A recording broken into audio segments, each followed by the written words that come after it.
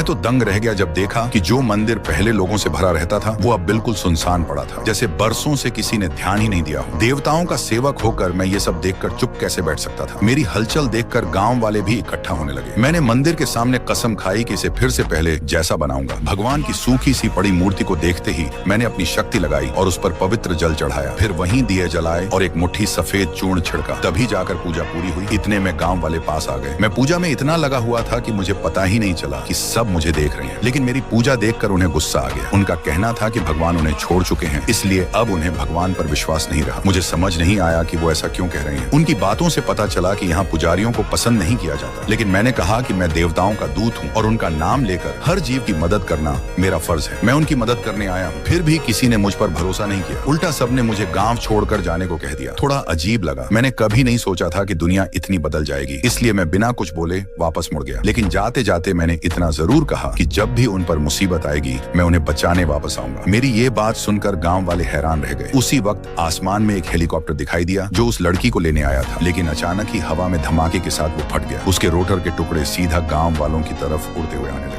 हालात बहुत खतरनाक हो गए। उसी पल में बिजली की तरह आगे बढ़ा और उन घातक टुकड़ों से गांव वालों को बचा लिया। ये देखकर सब लोग मेरे सामने झुक गए। अभी जो वादा मैंने किया था वो सच साबित हो गया। खतरे में मैं सबसे पहले उनकी रक्षा करूंगा। तभी मुझे फिर से खतरे का एहसास हुआ। मैंने तुरंत एक रोटर ब्लेड उठाकर दूर फेंक दिया। धूल छंटते ही सामने कुछ अजीब लोग खड़े दिखाई दिए। उनका सरदार बहुत ही खतरनाक लग रहा था। उसके साथ कई गुंडे भी थे। साफ था कि वो मेरे लिए ही आया है। तभी मुझे याद आया मैं उसे पहले हरा चुका हूँ। उस लड़ाई में मैंने उसका हाथ तोड़ दिया था और उसकी एक आंख भी फोड़ दी थी। अब वो बदला लेने आया था। उसके शरीर से निकलती बुरी ताकत सीधा मेरे दिल पर दबाव डाल रही थी और मेरा शरीर कांपने लगा। लेकिन मैंने खुद को संभाल लिया क्योंकि अब एक जबरदस्त लड़ाई होने